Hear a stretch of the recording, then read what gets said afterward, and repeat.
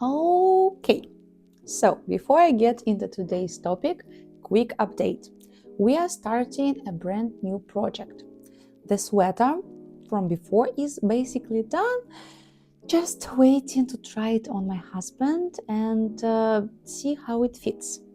So today, new needles, new yarn, fresh start. Very fitting actually, because the story I want to tell you today is also about someone starting something new.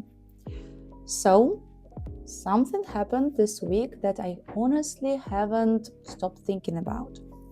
One of my students went through something big, and the way he handled it made me realize something about what teachers, and English teachers specifically, actually are to people.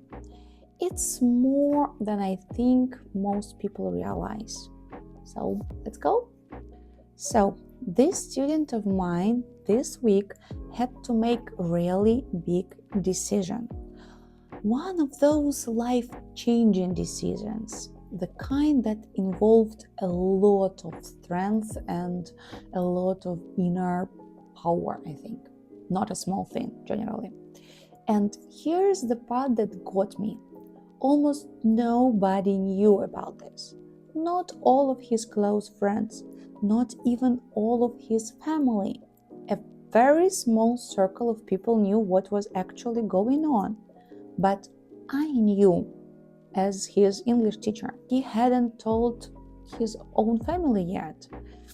As I got it, he wasn't ready for that conversation, for all the questions, for the reactions, everything that comes with it. But with me, he was ready. It was easy, I guess.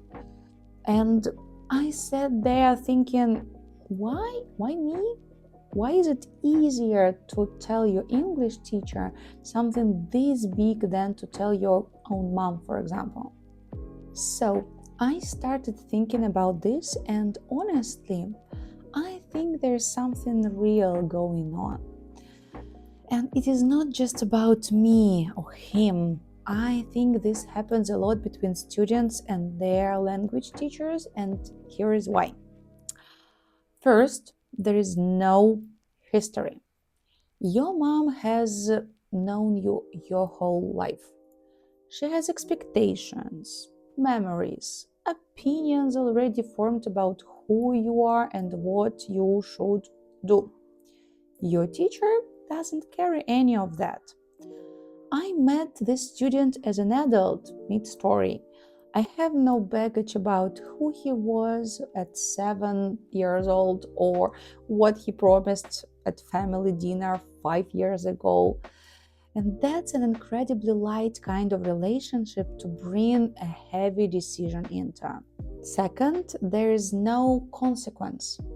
If you tell your family something big and messy, there might be tears, there might be arguments, there might be months of awkward dinners afterwards.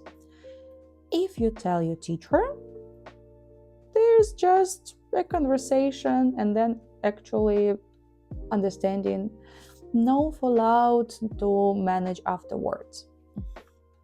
And third, and I think this one is the real one.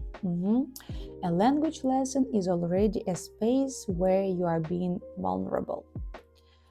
Think about it.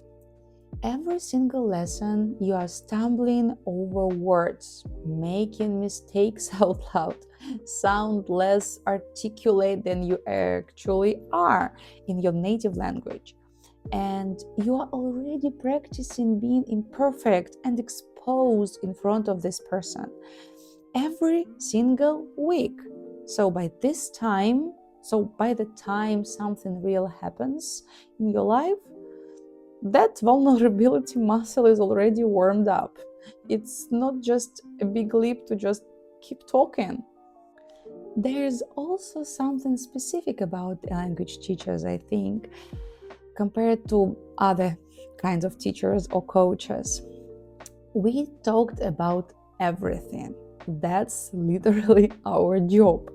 The math talks about equations.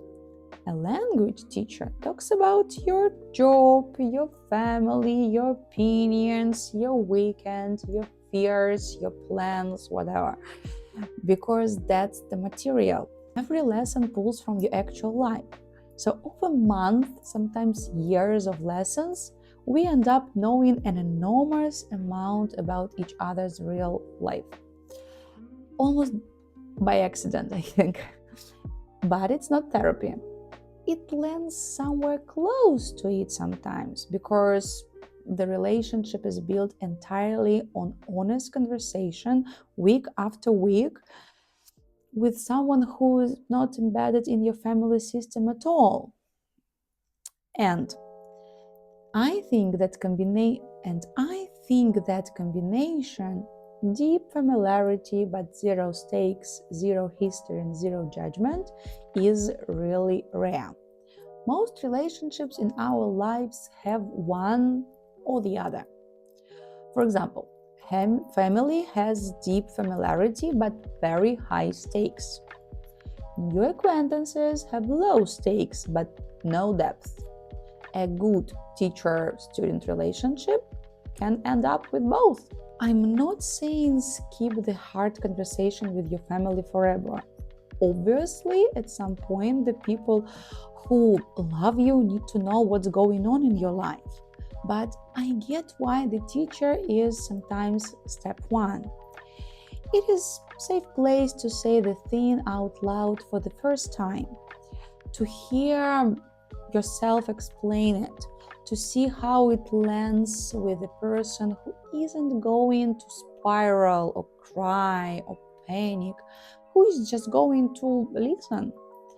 And sometimes you need that low stakes rehearsal before the high stakes conversation. And honestly, as a teacher, it is a strange kind of honor. You don't sign up for this part of job, but it happens again and again, and I've stopped being surprised by it. So, to my student, if you are watching this, thank you for trusting me with something that big.